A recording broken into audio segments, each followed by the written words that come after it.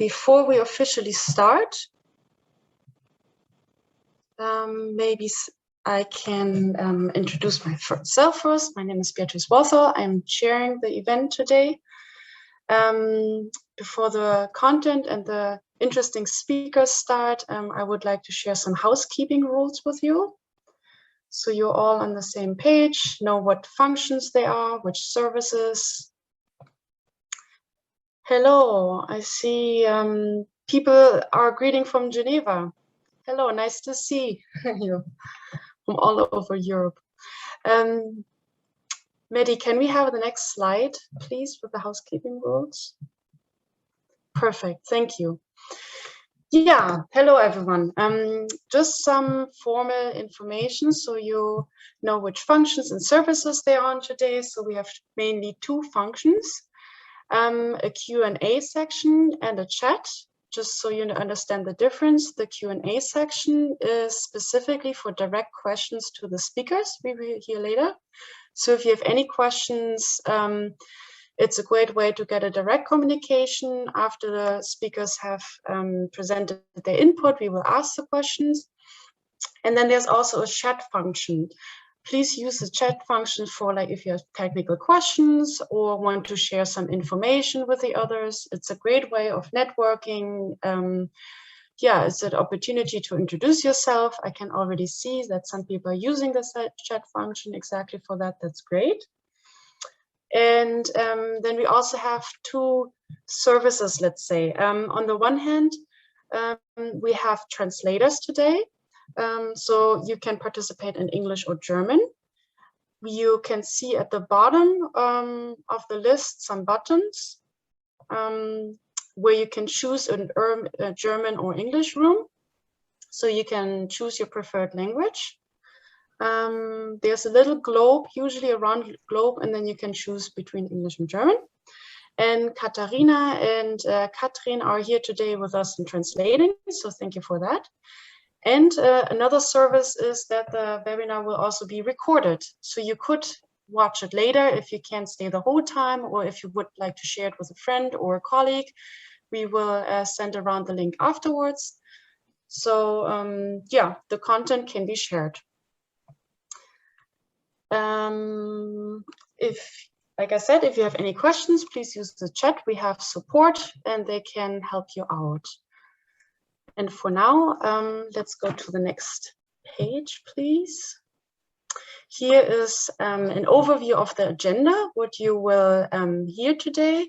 This is an exciting topic on food councils and citizens. First, we will hear a short introduction by Christian, the Food Shift 2030 coordinator from Copenhagen. He will say hi and welcome us. I give a short introduction into the topic and then also to our panelists.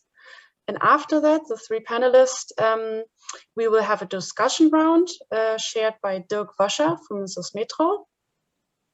And he will take questions from the audience, or we do it together. And so we can have a dialogue between Lisa from the Food Policy Council in Berlin, Arnold van der Valk from the Food Policy Council from Amsterdam, and with Martin from the Food Policy Council in Ghent.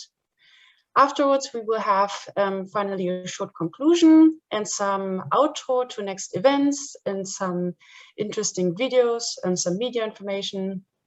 So yeah, let's start maybe with some warm welcoming words from Christian Brugger-Henriksen from the University of Copenhagen, who is the Food Shift 2030 coordinator and who had the joy to work with the last 1.5 years. And I'm interested what you have to say now, Christian. Please, the floor is yours. Thank you very much, Beatrice. I will not spend too much time, but as the coordinator of the Food Shift 2030 project, I'm very happy to welcome all of you to this Food Shift webinar on food councils and citizens. In the Food Shift 2030 project, we are focusing on transforming the food system towards a more sustainable and circular future, and also focusing on establishing more localized food systems where we are reconnecting ourselves with the land that feeds us. And city region food systems, they play quite a large role in this transformation. And the establishment of food councils is a great way to engage citizens and influence the way that food is distributed and produced in the city regions. So I'm personally very much looking forward to hear the experiences from the food councils that are presented today, from Toronto, Berlin, and Ostende. And yeah, with these words, I would actually like to give the word back to you, Beatrice, to hear your introduction.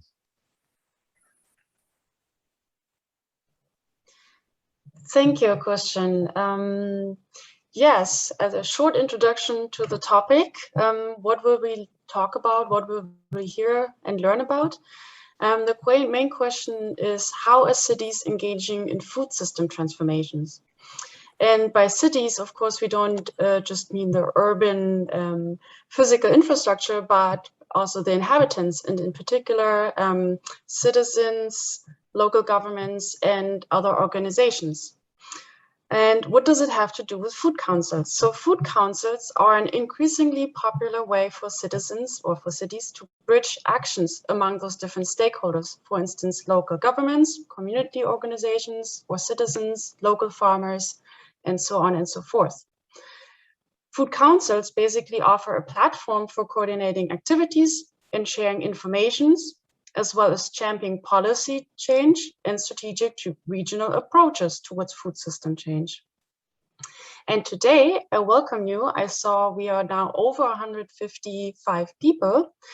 I welcome you in this webinar, and we hear many different perspectives from European cities, in particular Berlin, Amsterdam, and Ghent, how their food policy council, or councils in plural, approach engagement with the citizens, community organizations, and local governments. And our focus will be on the main questions: how can strong grounding in civil society be balanced with political buy-in and action? And we hear different answers from different cities, I guess. And why are we talking about this today? Well, it's because citizen empowerment is at the heart of FoodShift's 2030 visions for food system transformation. So we hope this webinar highlights a variety of ways in which food councils and also the citizens and local governments can offer different opportunities for scaling up and integrating actions in citywide and regional levels. And yeah, as I mentioned before, we will hear different perspectives. And first, we will hear some experiences from Berlin, presented by Lisa Haarhoff from the Food Policy Council in Berlin. And we will then transition to perspectives from Amsterdam, presented by Arnold van der Valk. And finally, we hear another perspective shared from Martin Krivet from Food Policy Council in Ghent. So I would like to give the word now to Lisa Haarhoff. And I'm really happy that you're here today and share your perspectives and some learnings from the Berlin Food Policy Council. Thank you, Lisa.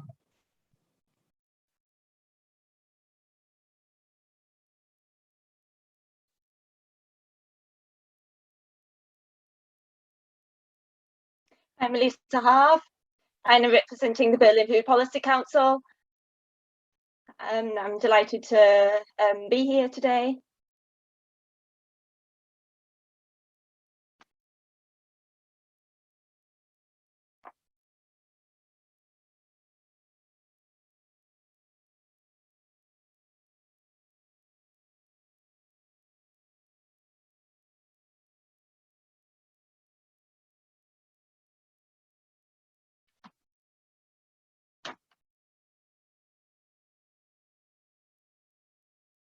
So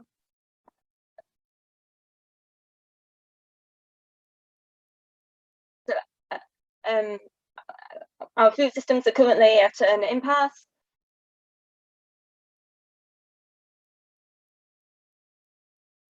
And so we need a food policy that is fairer, that doesn't overexploit our natural resources. So some people in 2013, 2014, a few people came together in order to combat this and to see how we can change our current food system. And in conjunction with Incorta and Slow Food Berlin, and so the idea of the Food Policy Council was born, which originally started in countries such as the USA, the UK, and Canada. And so we developed an association called Town and Food.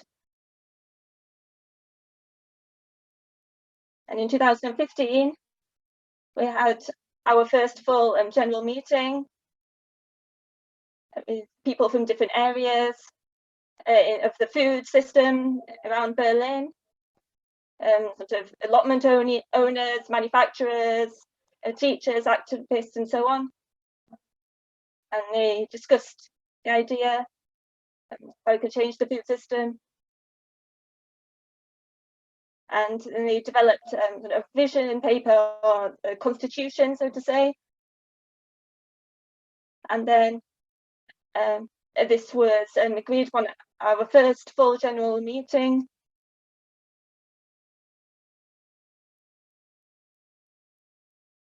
Who are we? We are a civic coalition of players who promote ecological, sustainable and socially fair food production and distribution. We are an association which publicly represents civil societal positions and requirements.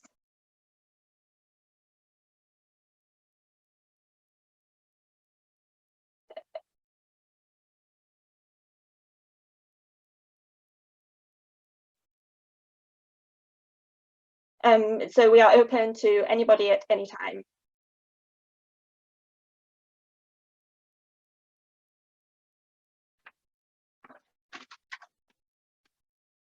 In 2016, the new elections took place, and this gave us an opportunity to put food policy on the agenda. Because at this time, the Green Party took over Senate administration for consumer protection, and so we had more clout in the political realm.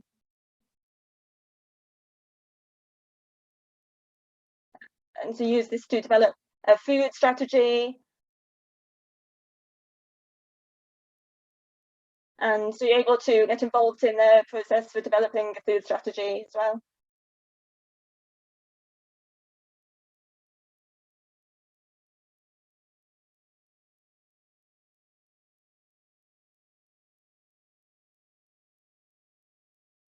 And the Food Council is placing more and more focus on civil societal action.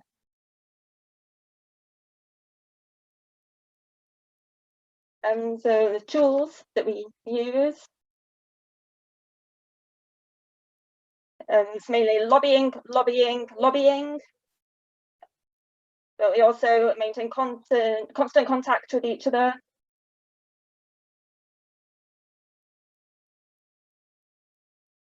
And we want politicians and administration to be of one accord.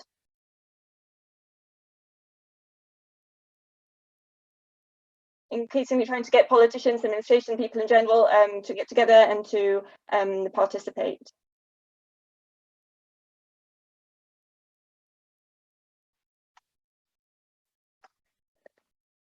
So what would we do differently if we were to start again? In the foundation process, we would focus more on diversity in the Food Council. It's something that we have a wide educational plan. We've been taking small steps towards this. We would also pay more attention to structures that better, more effectively enable people to connect together. and get involved. These are old structures. And so there's like a speaker circle, working groups, general meetings, and the councils.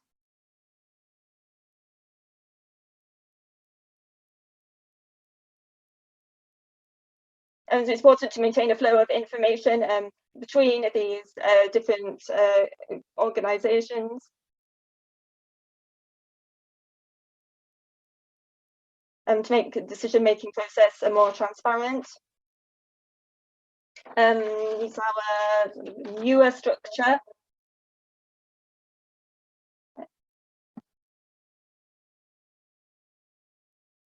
So the middle circle you can see is very important. It's a sort of main source of the organisation. It's where the main ideas are generated, and the green circle is more about the content of our action plans. And we have the strategy circle, for example. All of these circles are in constant dialogue, and they meet up every few weeks, so you know what is happening in different working groups and what exactly has been decided. And that helps us to become more flexible and to be able to act accordingly to the current requirements.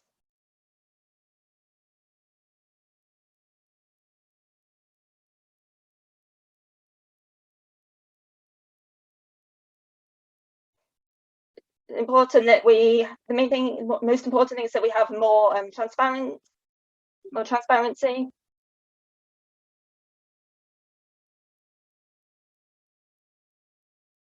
Very positive and very excited to see how our structures, how organisation will look in the future. Happy to provide more information. Thank you very much. It's been a pleasure. Thank you, Lisa, for your short overview of the Berlin Food Policy Council. In case the audience has any questions, I can imagine there might be some people interested more about the details, the founding process, or the involved actors, the actions, because I don't know if everything was translated from the content that Lisa gave such a rich introduction. So please use the Q&A function, and any question you have towards the Berlin Food Policy Council or Lisa, raise your question in the Q&A function, and we will raise those questions later. To have a common discussion with also the other panelists, one of them will be Arnold van der Valk, so I would like to hand the word over to him and kindly ask him to give us some insights from your experiences from the Amsterdam Food Policy Council. And I guess his introduction or his contribution will be in English now. Thank you, Arnold. Thank you very much, Beatrice. Can you understand me? Yep, okay. Yes, very well. Well, Amsterdam ready to go.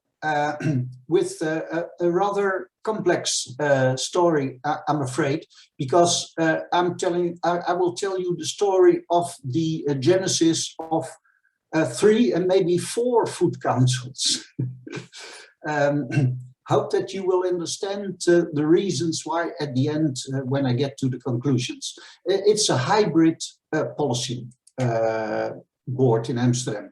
This is actually the board that is my home base. It was founded as Food Council for the Metropolitan region of Amsterdam in December 2017 in the company of Wayne Roberts. A lot of you may have heard his name. He was one of the founding fathers of the Toronto Food Policy Council. The idea is that the Food Council for the Metropolitan region would offer a platform for particularly civil initiatives. Civil initiatives, there are a couple of hundred of them in the Metropolitan region, of people who want to change the current industrial food system and make it more sustainable and produce more healthy foods from the environment of the city. And as means, we probably will use the same kind of instruments as the other food councils do. This is the metropolitan region of Amsterdam, more or less. We are referring to a highly urbanized area in the Netherlands, the western part of the Netherlands, with a circle of about 50, some say 50, others plea 100 kilometers around the city center of Amsterdam, which is situated here, of course. In this area, it's also a governmental area. There is a special regional government, which includes the territory of 2 provinces, a large part of 2 provinces that is, and some 30 municipalities that you can see here. I won't stay much long in this domain, just give you a few details about the region. It's an urban region of about 2.5 million inhabitants. It's a very economically a very prosperous region, the economic heartland of the Netherlands, with a growing population, whereas in most parts of the Netherlands, the population is shrinking. It's not in the Amsterdam area, not even in COVID times.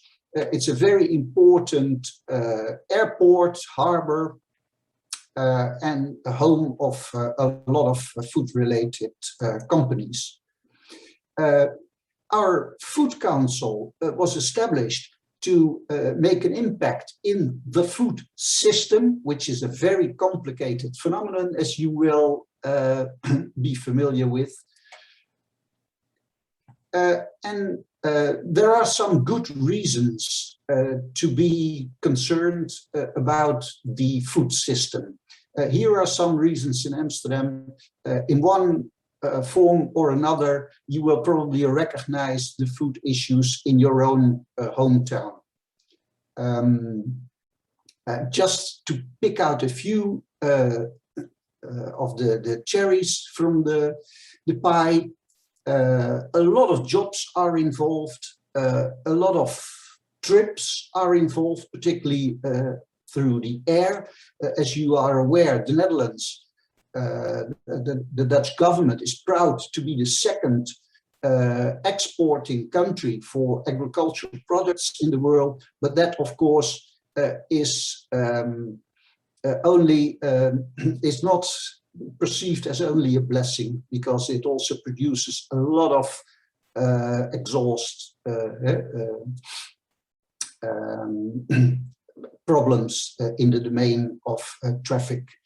And also, this slide was produced 2 years ago, and then we had 200 people who are dependent upon food banks. At the moment, it is over 3,000 people. So there is food also has an impact on the social dimensions of the city.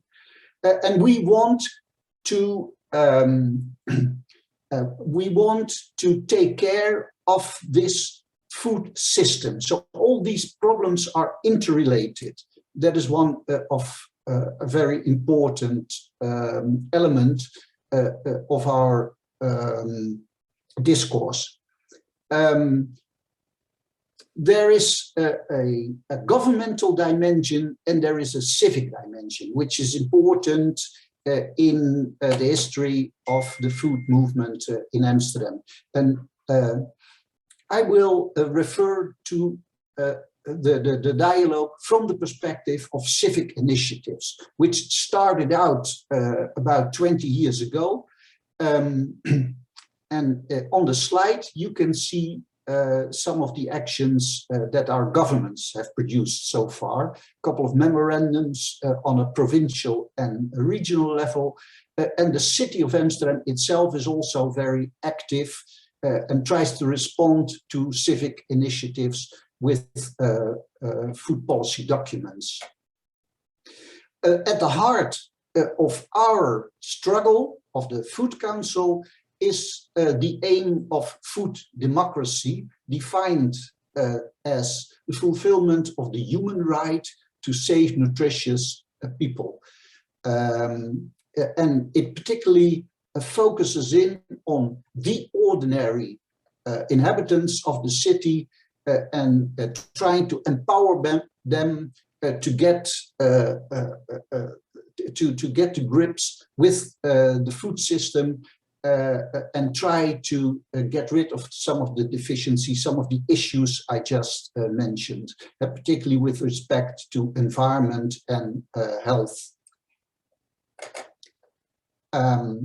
So there are two currents which meet in the Food Council. One is a bottom-up current of civic initiatives who have tried to get organized already a couple of times in the past, which has not been extremely successful so far. And there's another current from government, top-down, to create a platform where all the groups concerned about food system and trying to create a food transition meet. The results so far is what we may call a hybrid food policy board. One part is the Food Council MRA, which is acting as a platform of the civic initiatives in Amsterdam, where the stakeholders are individuals who are members of all kinds of associations and also entrepreneurs, green startups. From that platform, a few events and actions in the domain of starting new foundations, etc., are started. And on the other part is and they stem from the same source. Both organizations were founded in December 2017 on an international conference which was labeled Flows of Food. And the second one was an unexpected baby. That's a platform where the governments, the municipalities and the provinces and some major companies come together and try to develop some kind of cooperative elements together with universities and civic initiatives. And we refer to it as a triple helix if it concerns cooperation between government and the research world.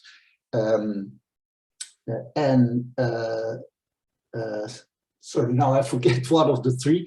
But anyway, we try to evolve into a quadruple helix where the civic initiatives are incorporated in the dialogue. And recently, a third council was established by the city of Amsterdam, a top-down initiative again, but with the same personnel. Most of the people who will be members of the Amsterdam City Food Council are already on the boards of the other food councils. So interesting to see if it works and what works in this context. One of my friends told me what you need to do in Amsterdam now is to change from persons who have been a member of the food movement or politicians who have been tried to create a movement. Now you have to take develop a position where the practices will be more important than the persons in the network. And the conclusions are, that's the most important, of course, that we need an urban and regional food policy to solve the issues I mentioned, that food democracy is an issue for a growing number of people, particularly in the city of Amsterdam, which is a progressive city. The foundations for a metropolitan food policy are here, but most of it, I'm afraid, is still rhetorics. So we have to evolve. In the domain of food governance, we are in the process of development from a triple helix, where a government is leading, to a quadruple helix, where the civic initiatives are accepted as a food partner. Well, the establishment of 3 or even 4 food councils reflects that we still need to work on the process of cooperation between the various dimensions of the food system. My personal experience over the last year is that gradually we're building up trust in the representative bodies, and that cooperation is gradually creating momentum. And thank you for your attention. Thanks a lot, Arnold, for your presentation. It was a really interesting addition to the Berlin version, where we saw the civic-driven food policy council emerging, and now such hybrid models from all kinds of different directions, but not disconnected from each other, but connected partly through the embodiment of you. So thank you for that introduction. And now we will continue and move on to Martin Krivet from Belgium, and he will introduce us or give us some insights into the Food Council from Ghent. Please, Martin. Thank you, Beatrice, and hello, everybody. Yes, my name is Martin Krivet, and I'm here on behalf of the Food Policy Council of the city of Ghent. Very shortly, the city of Ghent is a city in Flanders, in the east of Flanders, of about 250,000 inhabitants in Belgium. I would like to give my presentation from the perspective of a citizen collective, of which I am part, and try to give a kind of perspective of the relationship between our citizen collective and the Food Policy Council in Ghent. So already giving some of my key messages right now is that I want to argue that citizens can have a crucial impact on the food system, on the food policy, on the Food Policy Council. But also, one of my key messages will be that the Food Council needs to adapt, needs to change its structure to make citizen participation meaningful. Now, the city of Ghent is the Food Policy Council in the city of Ghent is city-led, but as you will see, citizens have played, or at least citizen collectives have played a role in it. Also, important is that the citizen collective will itself need to search how to create some trust in policy. And I would like to end with some concrete questions to the other panelists, to the people here, and maybe try to give some open advice from that perspective. So very shortly, what's it about? The citizen collective I would like to talk about is called Stadslandbouw Ghent, or Ghent Urban Farming. It is an initiative actually that started in 2010, when in Ghent there was, on the initiative of Ghent, there was this setting up of kind of transition arenas. And these transition arenas, they revolved around sustainable mobility, energy, and there was also one about urban agriculture. Now, also in 2013, I think, only 2 of the 8 or 9 transition groups that had been set up in the city still existed. And one of them was Ghent urban farming. Ghent urban farming always has been volunteer-based and open to everyone. But I must say that all the volunteers and all the people that were in the so-called core group of our citizen collective, they had all kind of also professional relationship in one way or another with the food system. For instance, there was somebody who was a chef from a restaurant, from a vegetarian restaurant. There was somebody who was a farmer or farmer-to-be. There was somebody who was a social worker. Somebody else was a researcher. So it was a kind of it was a diverse team, but all of us were one-to-one in one way or another linked to the food system. And it was always the idea to see urban agriculture, because it's the Ghent urban farming, to see urban agriculture in its richest dimension. So not only vertical agriculture or only agriculture within the city, but also, for instance, farmers from outside the city that search to have a new access in the city. So urban-centered agriculture. Now, very shortly, there's also the Food Policy Council in Ghent. This started in 2013. So the Food Policy Council started out in 2013 and still up and running. It has about 32 members. The members in the Food Policy Council in Ghent are mixed. It's organizational members, so people from the farmer union, people from NGOs, but also entrepreneurs, like, for instance, a chef, a farmer, somebody who is a sustainability caterer. Right now, the food policy has 5 strategic goals. There's at this moment a vision going on, moving towards 3 strategic goals and several operational goals in the so-called food strategy of Ghent.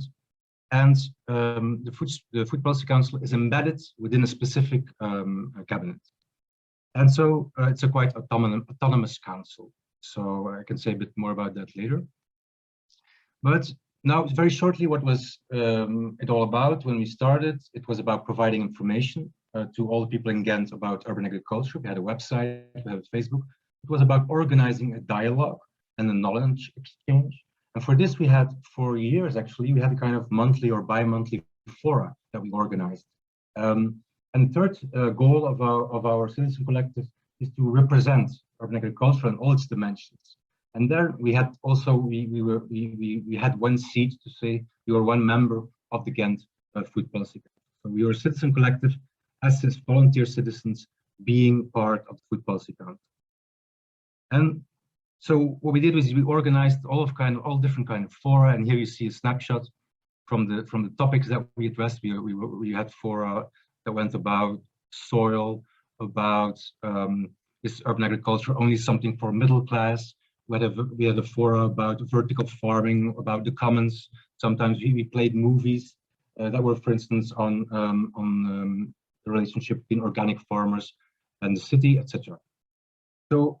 But the thing is that these fora were always in a sphere of conviviality, and after those fora there was always a possibility to exchange ideas, and sometimes we also invited policymakers to those events. But this informal aspect really was quite important. But now I just want to give 3 or 4 moments in time when I think that we can say, of course. We can, I think, honestly say that we, as a citizen collective, had some impact on the Food Policy Council and on the food system. I'll just give a few examples where I think we did have an impact. One is at the beginning of the Food Policy Council in Ghent, right before it started, we wrote a kind of vision text. And this vision text was written with 15 people. And it was also signed by several organizations from the city. So this had a kind of impact, and we could go to speak to the city and explain our vision text. And in that vision text, we recognized urban agriculture as a broad movement. We asked for the city to make a kind of opportunity map, and we argued for a food app. And we did see that these ideas, they were taken up by the city. So one way is to have a vision text. Another way to have an impact was what we did with our lunch met lef. So that's literally translated to English. It's called to have a lunch with gut. LEF is an abbreviation of local, ecological, and fair food at schools. So what we did is we did an action at the school, and for one time we took over the kitchen, and we cooked with vegetarian and local food. We invited farmers. There was a farmer market also where parents could meet the farmers, and so this created a kind of visibility. And we also we set up a website, and on the website we showed that it's perfectly possible to have a sustainable local meal that's not more expensive than the one that students had before. And we also had several meetings with the city. And I must say that in this case, I did see that there was some impact, that the city took up this issue, of course, not only because of us, but this action, at least it helped to push it forward.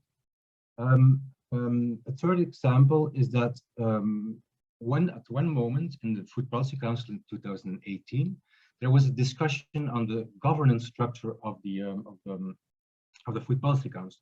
The question was, what is the, how you say, you could say, what is the power that we have as Food Policy Council members?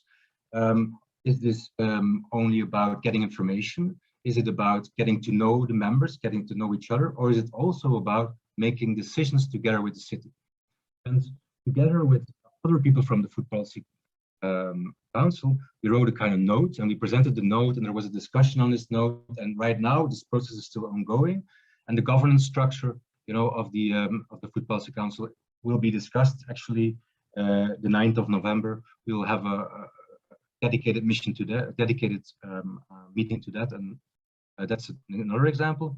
And the last example I would like to give is more recently, the Citizen Collective of Urban Ghent, Farming Urban Ghent, joined together with a new citizen collective in the city of Ghent, which is called The Hungry City.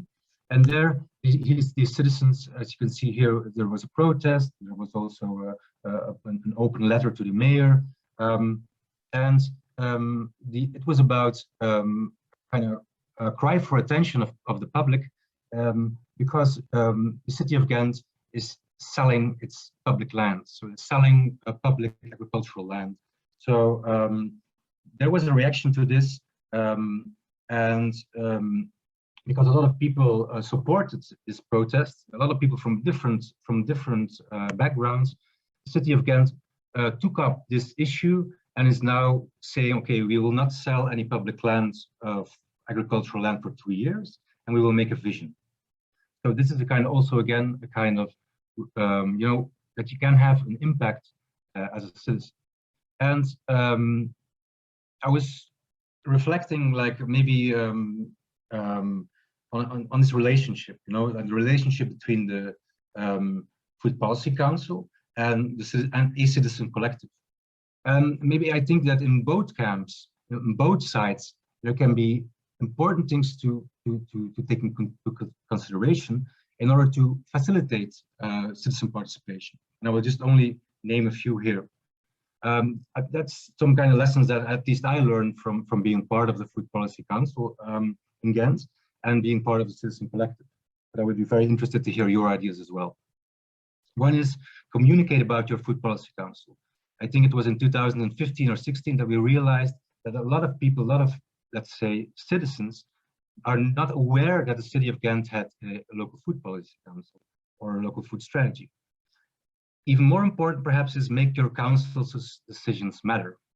Because if you invite citizens to be part of your food strategy, then citizens will only participate if they see that it matters.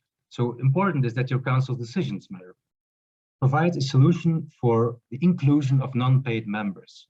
This is also something that we discussed severally in the Ghent food policy, is that we noticed that from all the members of the Food Policy Council, only those that were paid during their professional hours, they were there much more often than, for instance, a farmer, or somebody who's a chef, or maybe a house mother, etc.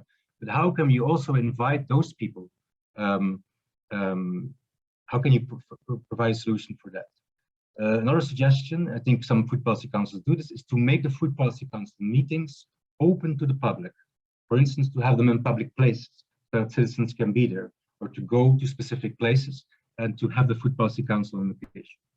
And finally, you can also gather interest around your goals. For instance, if you have a local food strategy with operational goals, do a survey and do interviews with the citizens and the entrepreneurs of your city to see what kind of interest is there, and use the energy of civic society, the energy that's already there. And very shortly to end, maybe 3 suggestions from the perspective of the citizen collective to make citizen participation work, is that one is to invite policymakers to your events, invite them to the fora, invite them to the meetings, or even invite yourself to go and talk, because they are much more open to talk than, at least than we thought they would be. Another thing is to believe in the collective dimension of democracy and the collective dimension of food systems. One remarkable thing that I noticed is that when we organized all those fora, each time when we organized a fora that was a bit about policy, there was always nobody there. So that's kind of peculiar, because it also meant that a lot of people were kind of averse to political things, and I think we should move beyond that. And then finally, I think it's also a challenge for a citizen collective to be a kind of throughput between the public and between the political space. So this is very difficult if you are only a small group of volunteers and you are at the Food Policy Council. How can you communicate with a very large group of citizens in your city and tell them about what's going on in the Food Policy Council and vice versa? I have noticed at least that it's not so easy to make that bridge between public space and what's happening there, and between what's happening in this case in the Food Policy Council. So I think that's what I wanted to say about this, and I'm very looking forward to discuss this further. Thanks a lot, Martin. That was another yet very interesting but different approach to the same question we had. I'm really happy to see how it turned out, how each one of you interpreted the question and presented it in your own way with your own touch. That was very interesting. And we also got some interesting questions from the audience, which I would like to present to you. Thank you all for participating. We still have over 160 people in here. So let's see. I have a question for all of you, a relatively simple one. If you know the amount of policy councils in your countries, do you have an idea of how many policy councils are already established or being established in Belgium, Netherlands, and Germany? Maybe, yeah, starting with Martin and going back to Lisa. So the question was, how many food policy councils are already there? Mm-hmm. Yeah. Yeah, well, I think, I'm not sure, I should check, but I would say about 10 or 12, and more, it's becoming something known. And where you only had the city of Ghent in 2013, now you have the major cities, most of them, but also smaller cities picking it up really. So it must be more than 15 actually. I think maybe 20. Mm-hmm.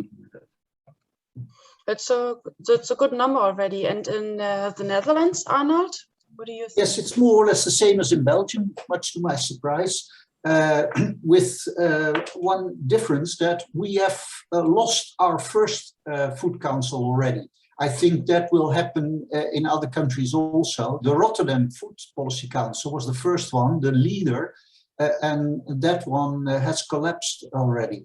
But I'm aware, I'm personally in contact with 5 food councils which are in existence, and I'm aware of 4 or 5 attempts in other cities in the Netherlands where people try to establish a food council. Mm-hmm. Thanks. And Lisa, do you have an idea about the German situation?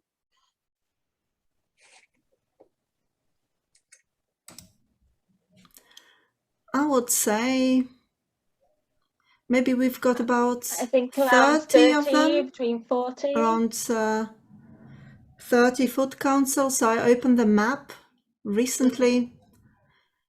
So Yeah, I can't think really that's remember right, approximately but that it number. will be around this number.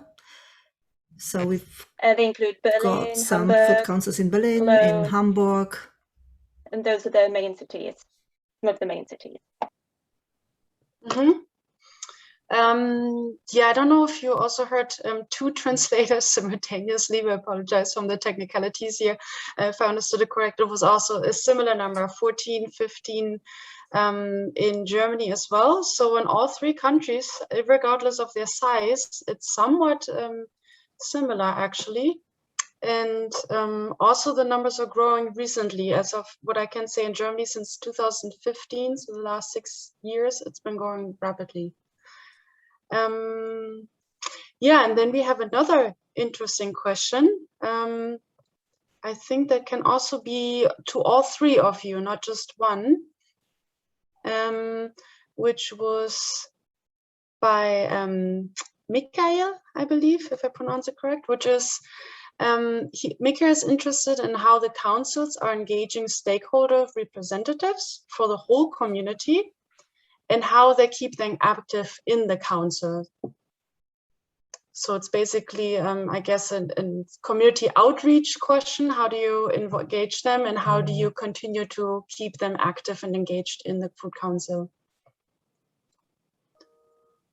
Feel free to answer. I think that's a great question and it can be answered differently from Lisa, Arnold, and Martin. Yeah, Beatrice, I think actually I should speak as the last one, because I think this is one of the major deficiencies of the Amsterdam councils. None of them is very democratic, I'm afraid, as yet. It's my personal ideal to create a much more democratic platform, but in practice this turns out to be really complicated. We have had a few meetings with the wider audience, but already at these meetings, we attract, most of the time we attract experts and sometimes politicians, but not so much ordinary people. We reach out to them through press publications. Sometimes we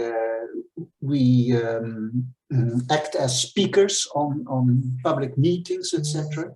But from my experience, it's not easy. And I should also say that the leading actors that have established the 4 food councils that are acting at the moment in the Netherlands are part of a kind of special elite, being a political elite or a specific government or a university organization. And it's really a hell of a job to get these people to some more to some time of engagement and cooperation. That's a very complicated job. And this is one of the reasons, by the way, why the Rotterdam Council collapsed, because it was very much a top-down organization, and they could not manage to develop a steady, stable communication system with their basis, their democratic basis. And I think, at least from my knowledge, this is a problem for almost all the food councils in the Netherlands.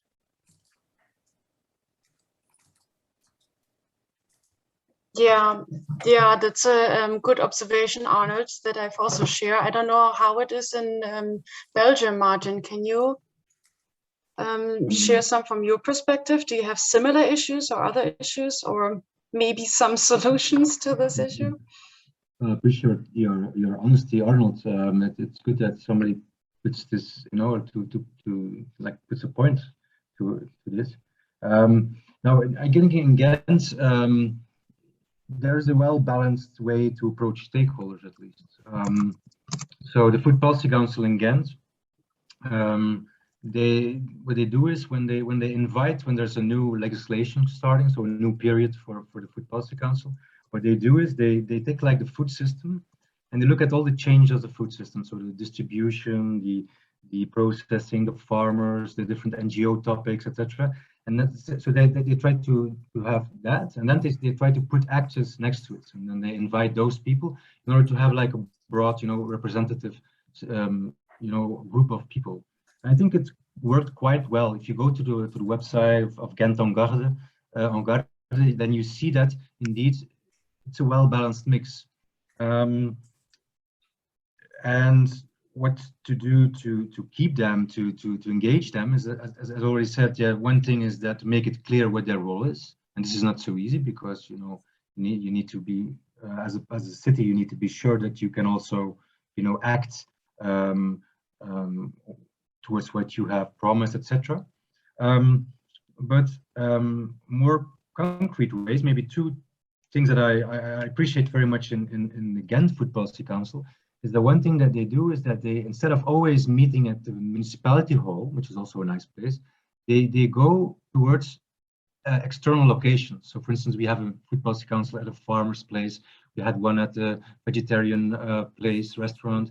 We had another one at social working department of, so that you move the Food Policy Council and you get to know all the members of the Food Policy Council and what they do in the food system.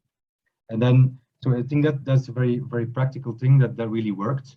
And then maybe one thing that I also very much about Food Policy Council in Ghent is that they have this kind of budget, which is not so much, but it's at least 60,000 euros each year. And this budget they use for all kind of people who want to do an innovation in the food system that's related to the goals of Ghent Food Policy Council, but it's very low threshold.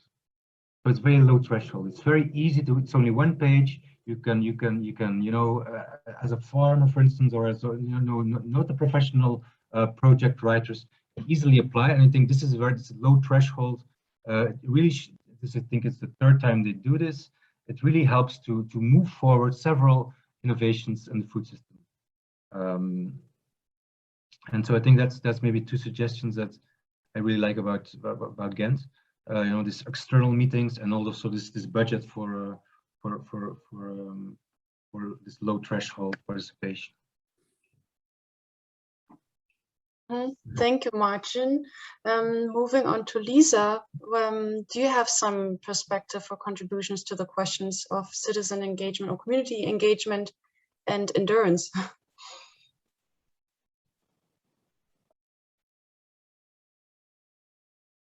The approach of our council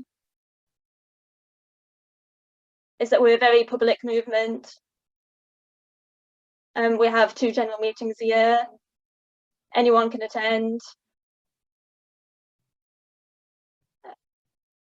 and can develop approaches and can get involved.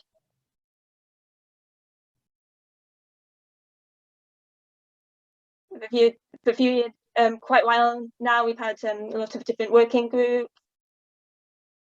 that focus on different areas.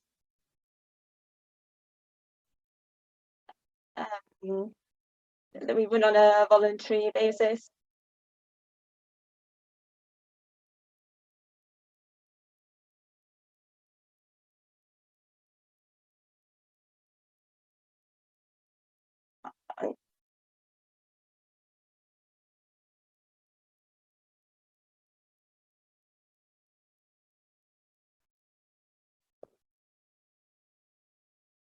And we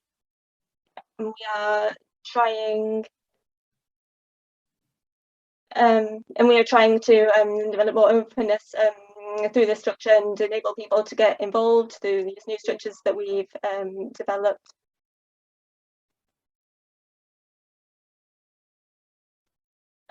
And trying to find ways of getting more people involved.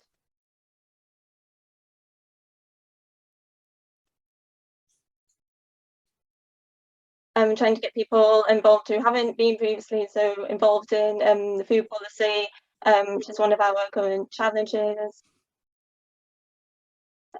So we're trying to maintain contact with other corporations.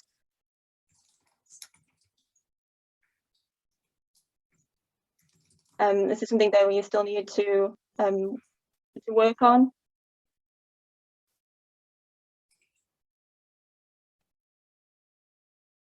For example, we have district food hubs, so-called district food hubs in Berlin.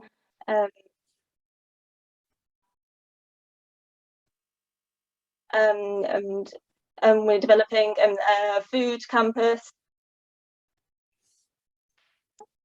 Supposed to be available to the whole of Berlin to contribute to the food transformation.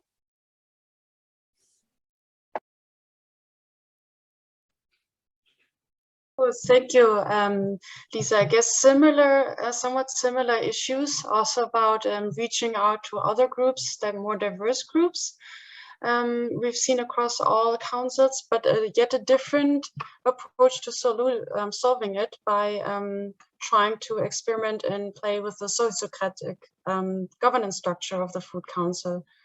We'll see what the future brings if this leads to a different and long enduring engagement.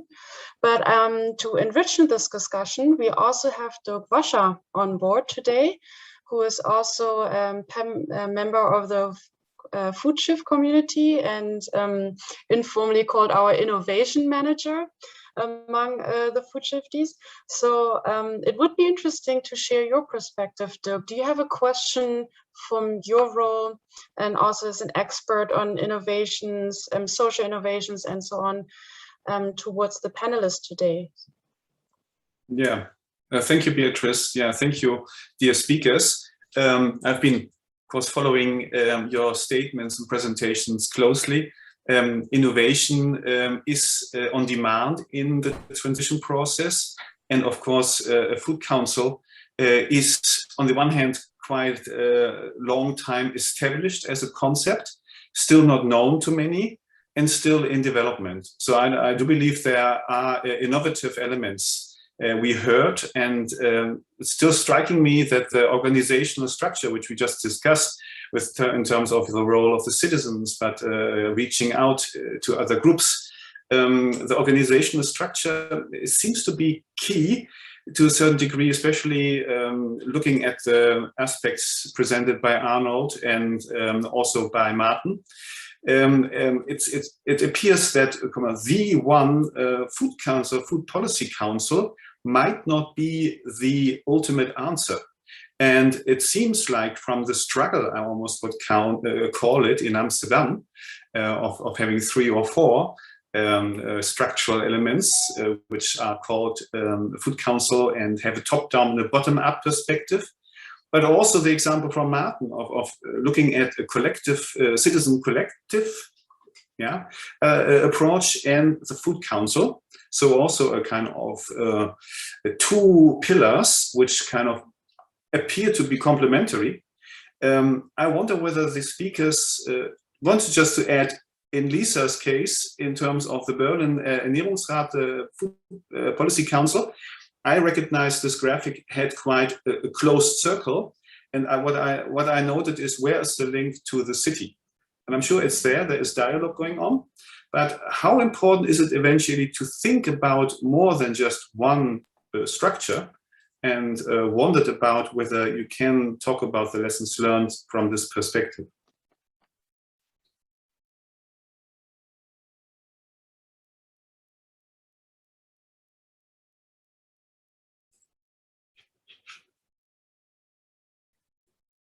Maybe Arnold, you want to volunteer?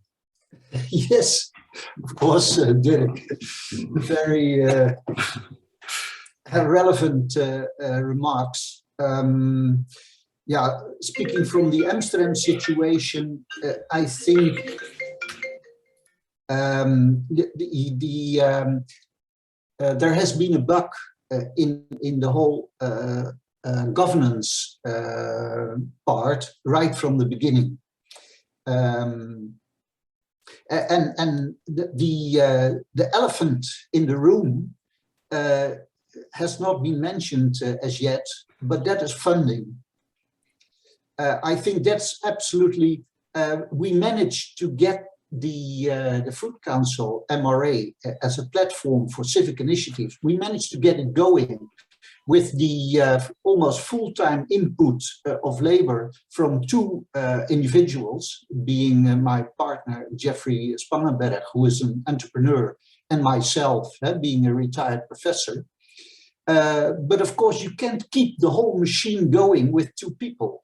So we reached out for an audience of people who are already very active in the so-called food movement in Amsterdam.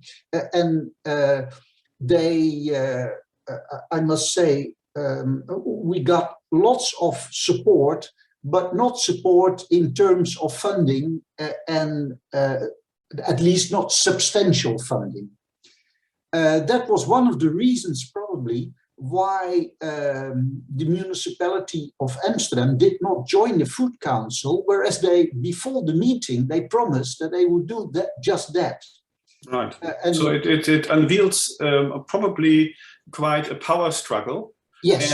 And something which in Rotterdam, which was a front runner for many years, led to the abandonment of the Food Council as it was known. And where eventually, even if situations feel good for a time, which was the case in Rotterdam, maybe one is well advised to think ahead in terms of establishing some solid structural elements with regard to this kind of power struggle. Yeah, but we were not prepared when we started out. So you're absolutely right. I think your analysis is right. My current idea is that we simply have to cope with the existing situation. So I'm trying to promote now some kind of intensive cooperation between the 3 or 4 existing platforms. And also to attract funding for because those ones that have no funding are doomed, in my experience. Yeah, well, I'm sure Martin also has his thoughts on this, because it seemed like the complementary aspects of these two elements seem to work quite well. It sounds like it, Martin. Yeah, well, I think that in Ghent you do have a situation where it's a city-led initiative. So it's and there is a kind of bottom-up and top-down does meet each other. Of course, it's not all it's not all perfect, of course, but I think there is some things in the structure of the Food Policy Council that I think are important to make this connection work. And one thing is, I think that it was a wise decision of the alderman at the time was to not use a fixed structure for the like you have this kind of typical fixed structures in cities like the Environmental Council, the Planning Council, and they work rather official, with representative seats, with official voting systems. And the alderman actually chose to make a more loose structure for this Food Council in order to change it along the way, or to see what pops up and how you can deal with that. There have been some discussions, and that's also what Arnold was saying about the budget. In the beginning, it was a very small budget. There's one person from the administration who was really doing good work, but it was only one person. I think now it's 2 persons, but if you look at the total budget of a city as Ghent, I think they could have, if they would only take a little % more, that it would mean a lot. I think now it's a small budget, to be honest, but we hope that in the future, that especially because we see that this budget is really effective, that it can have a larger budget. And maybe a final thing also, but this is it depends from city to city, and that is because each food council is embedded in the city or related to the city in a different way. And here in Ghent, it's related to one cabinet, the Cabinet of Environment, Climate, and Social Services, social housing and housing. But what is important is what is the relationship of this cabinet with another cabinet what is the, in terms of political power and in terms of influence. Because to give an example about the issue of the public lands, and you could say that we can use agricultural land that's from the city to realize our food strategy. This is not the mandate of let's say our alderman of the Food Council. This is from a different alderman who is the one of spatial planning. So nice. a lot of depends on how the relationship between those two, which are from different parties again, how does that work? So I think that are some aspects in structure that interesting. Here we echo my voice, but interesting. In fact, given my interpretation from just before, Belgium, you have chosen for a little bit more, let's say, a softer construction. With keeping it not making it what it has been in other cases, which then turned out to be eventually more confronting or difficult to take into account, but be a little bit more flexible. That's the way it sounded like, and therefore maybe being attractive and operative. Yeah, so I'm sure there are many different ways. Lisa, you want to say something about the ambitions in Berlin of becoming embedded or being partly embedded?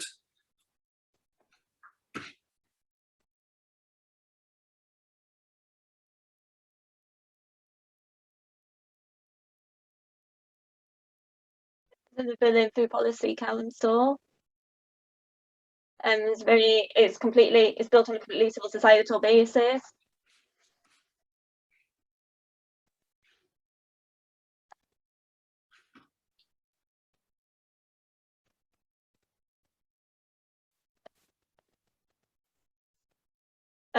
So we have to, so communication has to be the central focus for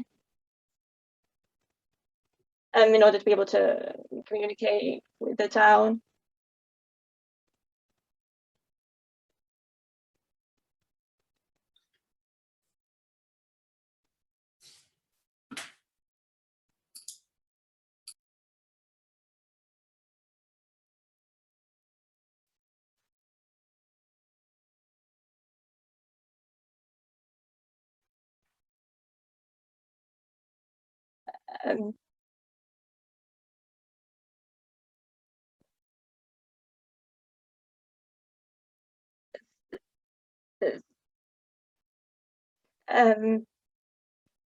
So we're going.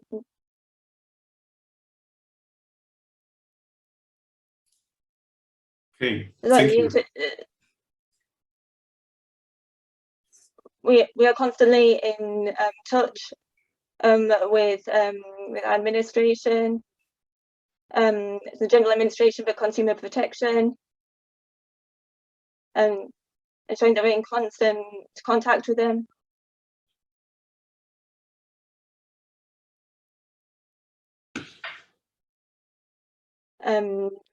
To ensure that the administration supports us well, so that we can remain independent.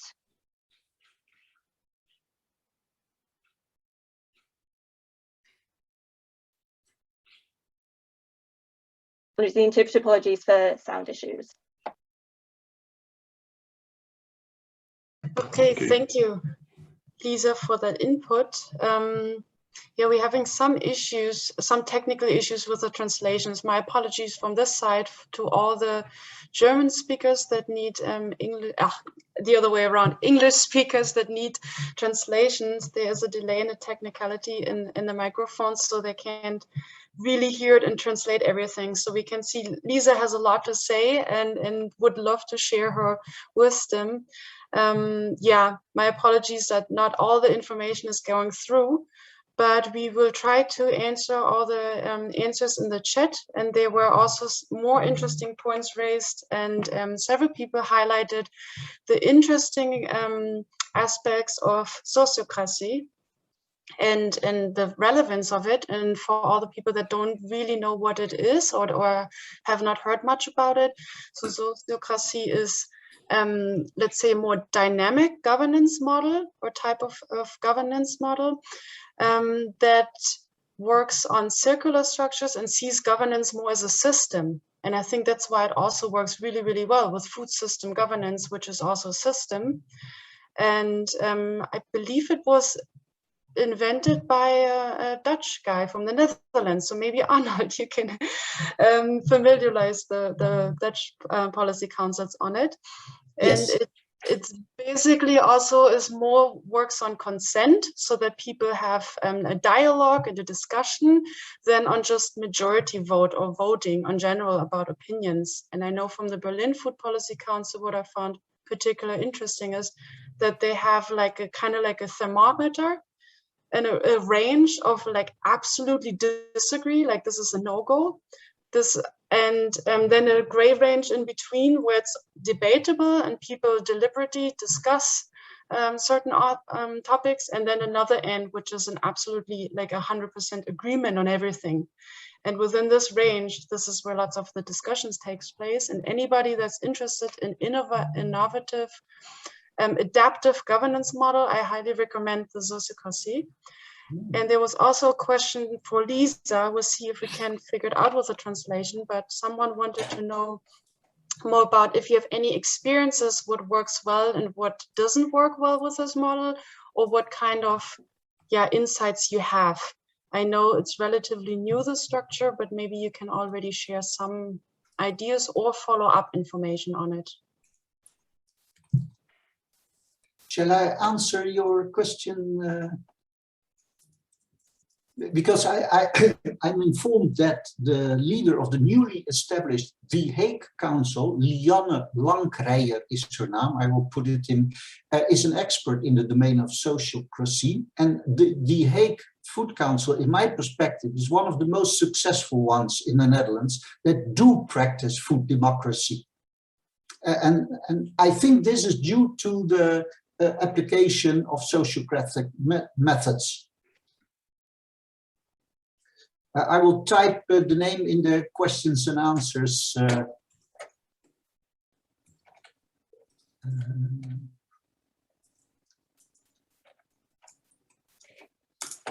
Oh, sorry, that doesn't work. So. Beatrice, you are muted. Thank you, Dominique. And thank you, Arnold, for chipping in on that insight. I'm sure there are also others that have maybe some experiences with it. Please use the chat to share any information on it. And Lisa, if you want to add something, feel free to speak. Yes, I must say we have no experiences yet. We just built up the new structure. We have in the next week a meeting to plan the next steps, because we must now communicate it to our members and to all the stakeholders of the Berlin Food Policy Council. It's until now just a theoretical framework we did. But we consulted sociocratic experts, and they say it's now good enough to try it and we can start now. That's all, but I'm really willing to share our experiences.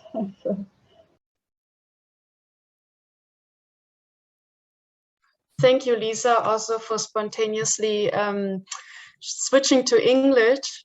Thanks a lot for your effort there.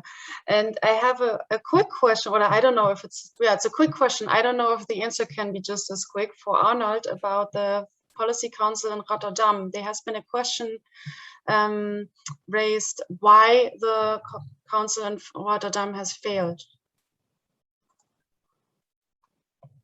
Yeah, I already wrote it in the questions and answers. The reason is that it was very much a top-down initiative, and there was no funding for the Food Council. So it was completely dependent upon the support of public officers in the Rotterdam municipality, and the chair of the Food Council, who was a former minister of the Netherlands, was not amused by this lack of public support. And then what came to it was a change of the political regime after the elections. The 2014 elections, then the alderman who was very supportive of food policy lost her seat, and a right-wing political party took up that seat, and they were not supportive at all for the Rotterdam food policy. And then the chair still continued for 2 or 3 years pioneering, and some of the projects on the basis continued. So the network is still intact, but the formal food policy council simply disappeared. But it could be revived any day. Mm-hmm. Great, thanks, Arnold. Although you answered the question in the chat, but I think it was also interesting for others that maybe have not followed it. Unfortunately, we're actually coming close to an end of this really interesting session. I've taken lots of notes from the insights. I'm trying to summarize some take-home lessons also for the participants here. It was really fruitful and enriching to hear your perspectives from Berlin, Amsterdam, and Ghent. And what I could see or witness is that it's a very, very dynamic field of action. There's lots of happening. Things are emerging and growing. Things are also collapsing because they didn't work and appearing. But overall, we can see some new governance structures and modes emerging. And this involves many different aspects. For one, the involved people who is actually involved in defining food policy and food governance. And from Arnold, we've heard that they're moving from a less stakeholder engaged frameworks towards a quadruple helix, where also besides the local government and science, also citizens are engaged. But it's not just the sheer engagement or participation themselves of different people, it's also the roles of the people. How are they engaged? Are they just informed? Are they taking actively part? And we have heard from Martin different ways that people are actually having different roles and getting empowered and taking power in governance. It's also different structures in organizing the collective actions, the different peoples. We've heard now about the sociocracy model and also different versions, more traditional governance models, but overall we've also heard the term food democracy, which plays an important role in redistributing power among people, that it's not just one person defining everything, but that the people have the right to define their own food systems and their own food policies. And we've also heard about ways towards participation. So what are the different kinds? And Martin presented some really good examples by open public meetings where everybody can participate, but sometimes it's not enough to invite people. Sometimes you also have to invite yourself. Go an extra step, go to the people, reach out to the community, and communicate about the issues, communicate about the presence of the existence of food policy councils, and communicate about the issues. And gather interest and information, make people curious, that it's not just a theoretical, dry way of lobbying. This is actually, like, food is a really, really active form of political engagement. And to believe in the collective power of democracy, but also the collective power of systems, may them be food systems, large socio-ecological systems, or even tiny governance systems to organize your community. Those are just some aspects we've heard today and highlighted by the presenters. If you're interested in this topic, please stay in touch with us. There's also a newsletter from FoodShift that you can enroll to or sign up with, so you get more information about the next upcoming public webinars. We also have an exciting event coming up in October. Barcelona is actually the